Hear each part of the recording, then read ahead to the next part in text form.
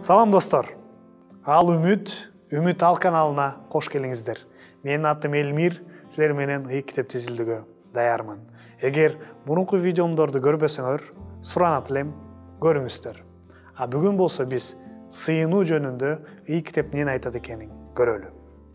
Сыйынуу бул Кудайга жөн гана кайрылуу эмес, аны менен сүйлөшүү. Экөөнүн ортосунда чоң айырмачылык бар. Эгерде кимдир бирөөгө кайрылсам, ага билдирем, сурайм, түшүндүрөм, эскертем. Мисалы, мен слесарга агып жаткан кранды оңдоңуз же шланганы алмаштырыңыз деп, ага айтам.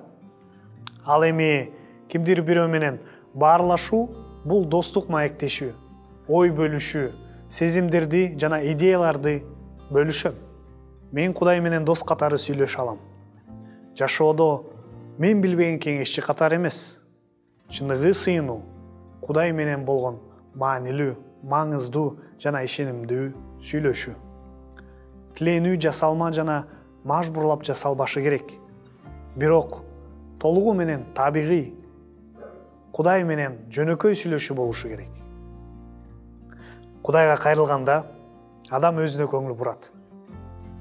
Теңир жогору жакта. Күн сайын биз ага сигналдарды жөнөтүп турабыз.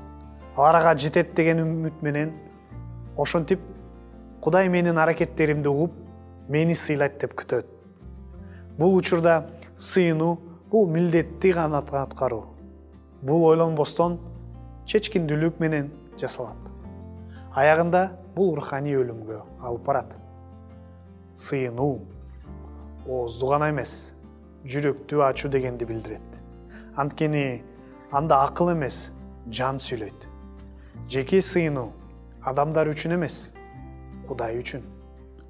Жогоруда биз сыйынуу Кудай менен дос катары сүйлөшүү деп айтканбыз. Биз аны сүйөбүз жана сыйлайбыз. Достук бири-биринин ортосунда урмат жок болсо, достук мүмкүн эмес. Бирок ошол эле учурда биздин эсибизде болушу керек. Кудай кудуреттүү, ал адам эмес. Кандай абалда сыйынуу керек? Сыйынуу учурунда адамдын позосу албетте маанилүү. Анткени Кудай менен болгон мамилебизди билдирет. Ага карата туура мамилени үйрөтөт. Бул темага байланыштуу ый китепте көптөгөн сөздөр бар. Забур 94-бөлүм 6-аятта мындай сөздөр айтылат. Келгиле, жаратуучубузга теңирибизге табыналы, таазим кылалы, анын алдында тизе бүгөлү. Даниэль пайгамбар болсо, күнүнө 3 жолу тизелеп, Кудайына сыйынып, аны мактады. Муну биз Даниэль 6-бөлүм 10-аятта окусак болот. Ыйса сыйынуу учурунда тизелеп отурду. Гетсемане багында ал ушунчалык терең кайгы менен кармалгандыктан, ал жүз төмөндөп, жыгылып, сыйынды. Муну биз болсо Матай китебинде 26-бөлүм 39-бөлүмдө окусак болот.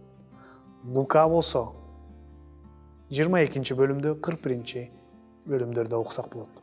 Жана сен мүмкүнчүлүк болсо сыйынганда тизелеп отур. Каяктан сыйынсам болот? Эртеси Ыйса таң ата электе туруп, үйдөн чыгып, ээн жерге барып сыйынды. Марк китебинде 1:35-те окусак болот ошону. Биз унаада, тиш доктурдун отургучунда, китепканада, жумуш ордунда, бассейнде жана көчөдө сыйынсак албетте болот. Бирок дайыма сыйынуу үчүн өзгөчө орун болушу керек. Ал жерде өзүңүз менен өзүңүз жалгыз болуп, Кудайдын алдында тоскоолдуксуз тура аласыз. Сыйына турган жерди тандап алгыла. Ыйсанын Кудай менен сүйлөшө алган бир нече тынч жерлери бар эле. Ошондуктан бизге дагы ушундай өзгөчө жер болушу керек. Бул Кудай менен жалгыз кала турган жериңиздер болот. Кудай менен кичинекей бөлмөдө сүйлөшкөн жакшы. Бирок мүмкүнчүлүгүңөр болсо, жаратылышта, токойдо, ээн калган деңиздин жээгинде, же көлдө, бакчада сыйынуу көбүрөөк убакыт бериңиздер. Өзүңүзгө ылайыктуу жерди аныктаңыз. Анткени ар бир адам өзүнө таандык нерсеге жакын. Тынч сыйынуу жерди тапканда Кудай ошол жерде сени менен болот. Шайтан амалкөйлүк менен, күч менен ала албаган нерсеге жетүүгө аракет кылат. Ал биздин алсыз жактарыбызды билет жана ошол жерде ал өзүнүн соккуларын багытайт. Ошондуктан Ыйса бизге мындай дейт: азгырылып кетпеш үчүн сергек болгула жана сыйынгыла, анткени рух сергек, дени алсыз дейт. Матай 26-бөлүм 41-аят. Шайтан сенин Кудай менен сүйлөшкүң келип жатканын көрүп, ал үчүн убактың жок деп шыбырай баштайт. Күнүмдүк иштер менен жеке сыйынуудан алаксытууга аракет кылат. Анын максатына жетүүсүнө жол бербеңиз.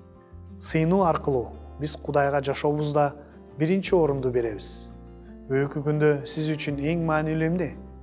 Жумуш, тамак, окуу, маектешүү, уйку, эс алуу.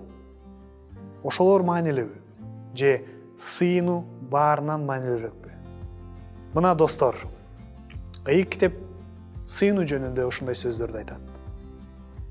Комментарий жазып, ушул видео жакса, лайк басканды унутпаңыздар. Жана ушул каналга жазылганды дагы унутпаңыздар.